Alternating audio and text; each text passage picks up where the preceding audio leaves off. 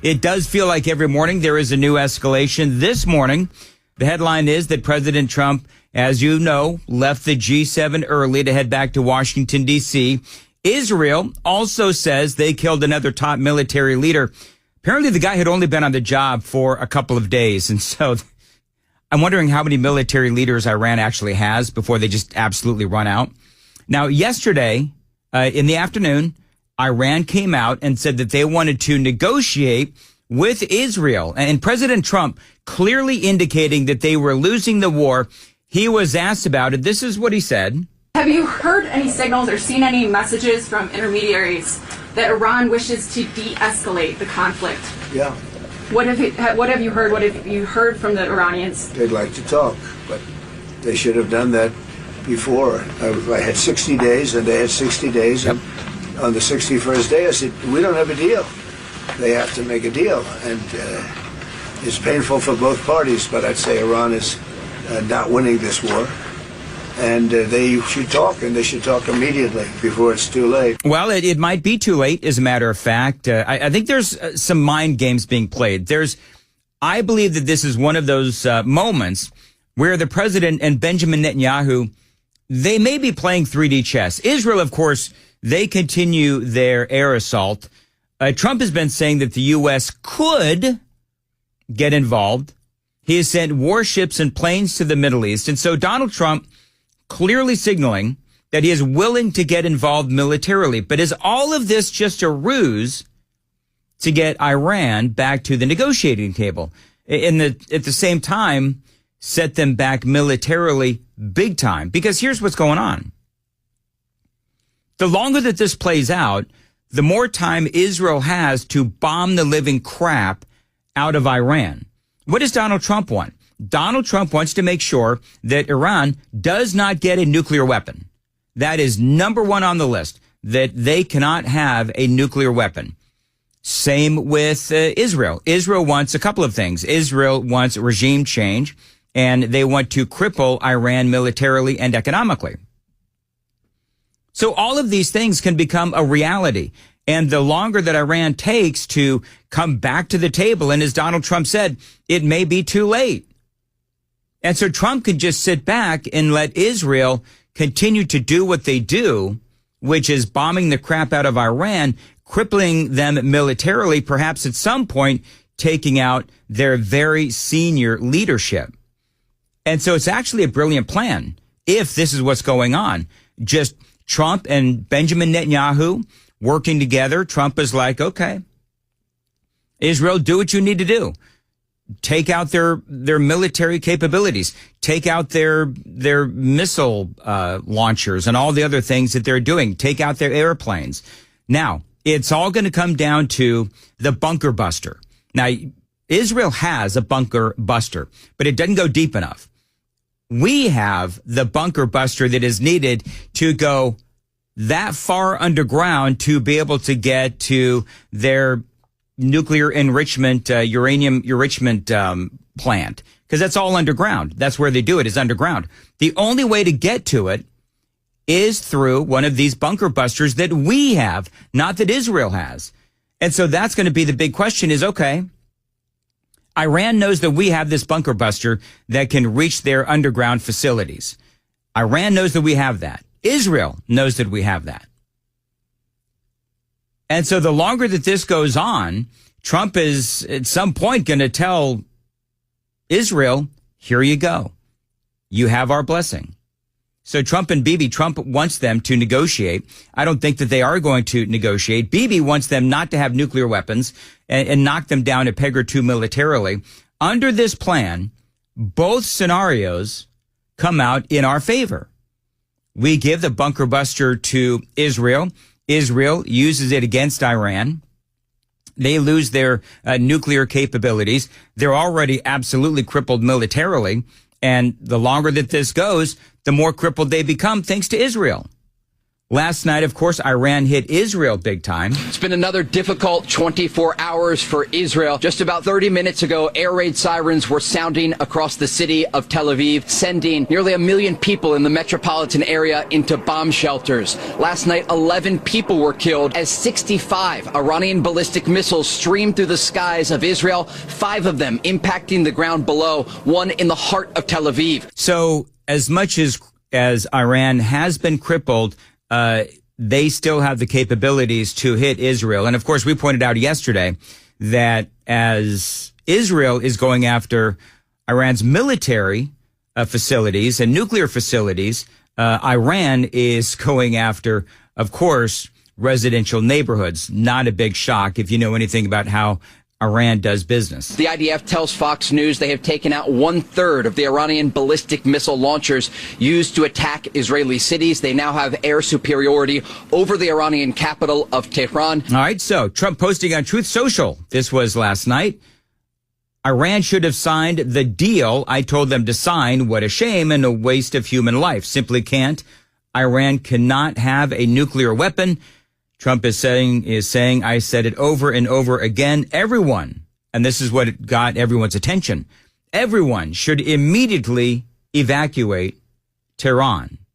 Another one. Again, these are all Donald Trump posts on True Social last night. Somebody please explain to kooky Tucker Carlson that Iran cannot have a nuclear weapon. So I did some investigating as to why it is that Donald Trump is calling Tucker Carlson kooky. And basically, and I'll play the audio. It's kind of long. It's like 1:45, but I get where Trump is going. Basically, Tucker is of the opinion, and there's a lot of people like this. And by the way, it is a perfectly legit opinion where Tucker and many within MAGA world are saying we cannot get involved in another forever war. And remember, you have Trump, you have Netanyahu, you have all of these people, Lindsey Graham out there, everybody screaming that Iran cannot have a nuclear weapon. And I get it. I'm right there with you. But it's starting to feel a little, like weapons of mass destruction. You know what I mean? As the justification for going into Iraq many, many years ago, of course. And we all know how that turned out. We really didn't find any weapons of mass destruction. We all know what happened also in Afghanistan. And we all said way back when we went into Iraq, we said, well, you've got Saddam Hussein. He's talking a big game and he's intimating that he's got weapons of mass destruction, but he didn't. Well, could this be the same thing as that where, Iran, they're talking tough. That's what they do. They talk tough, but maybe, and Stephen Bucci said this the other day when I interviewed him. You can find the podcast. He said that, Iran, they may not be as deadly as we believe that they are. They may not be as further along as we believe, as Trump believes that they are, and Benjamin Netanyahu believes that they are in the manufacturing of a nuclear weapon. That all remains to be seen because, of course, as you know, they are incredibly secretive. So basically, when Trump goes after, again, I'm air quoting, kooky Tucker Carlson, saying that Iran cannot have a nuclear weapon, Tucker was on with Steve Bannon, and Tucker talked about how we don't want to get into another forever war. That's number one. Number two, I don't believe that Tucker believes that we have justification for joining this war with Israel.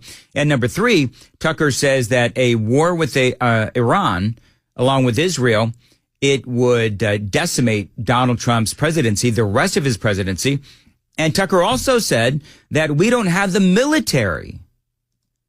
We currently don't have the military abilities to engage in a full-on war on Iran. Now, I don't necessarily believe that. However, if this escalates and if all of a sudden we got to deal with not only Iran, but also Pakistan, if Pakistan joins in, heaven forbid if Russia or China join in, I don't think that they will because I think China needs to rebuild their economy. Russia has their hands full, of course, with Ukraine. But bottom line is Tucker has some very good points. I'll play that Tucker Carlson audio here in a little bit because I want to make sure that you have the full context. But Again, Trump last night, he had a lot of posts on Truth Social. Another one, America First means that many great things, including the fact that Iran cannot have a nuclear weapon. Make America great again. And he's got one more. Do you think Tucker Carlson, by the way, is kooky, Joan? He has some kooky ideas, and he's gone down a rabbit hole that I'm not sure I understand why. Yeah. Along with Candace Owen, you know, like the two of them together. I know. It's an odd take. Mm-hmm. You know, you listen to everybody and decide if what he's saying rings true to you. But boy, I'll tell you, I thought he was a different person. For Tucker, I'll get into the fourth thing that Trump posted on True Social. He was very active last night. Yeah, he was. Oh my goodness. But with Tucker, I think that when Trump goes against and specifically targets Tucker Carlson, well, Tucker is an absolute hero to a certain section of MAGA world. And so that, at least to me, Trump is trying to circle the wagons of his supporters and trying to isolate Tucker Carlson. Now, I don't know how loyal MAGA world is to Tucker Carlson, just like I don't know how loyal MAGA world is to Donald Trump at this point. Because I think that one of the things that the left has always said is that, oh, Donald Trump, it's nothing but a cult, right? I mean, Joan, how many times have we heard that? Oh, yeah. And so the fact that Trump is getting serious pushback against possibly becoming involved in this war between Israel and Iran tells you that it is not a cult, that MAGA world and Donald Trump supporters, they don't just blindly follow the president wherever he goes and whatever he wants to do. So, I mean, in a way, we're all seeing how this whole thing is going to play out, but I do like the fact that there is a very serious pushback against Trump when he is giving some indications that he might be on board with joining this fight between Israel and Iran. Fourth thing that Trump posted overnight, he says, publicity-seeking President Emmanuel Macron of France mistakenly said that I left the G7 summit in Canada to go back to D.C. to work on a ceasefire, he says, between Israel and Iran. Wrong. He has no idea why I am now on my way to Washington, but it certainly has nothing to do with a ceasefire. Much bigger than that. Whether purposely or not, Emmanuel always gets it wrong. Stay tuned. Emmanuel may prefer getting slapped around by his wife. You know what I'm saying? Yep. Oof. You know, it'd be funny if Trump said something like, hey, Emmanuel, go see your wife. She's got a message from me. See, that would be funny. Yeah, it would be. I don't think he'd do it, but I think that'd be very funny.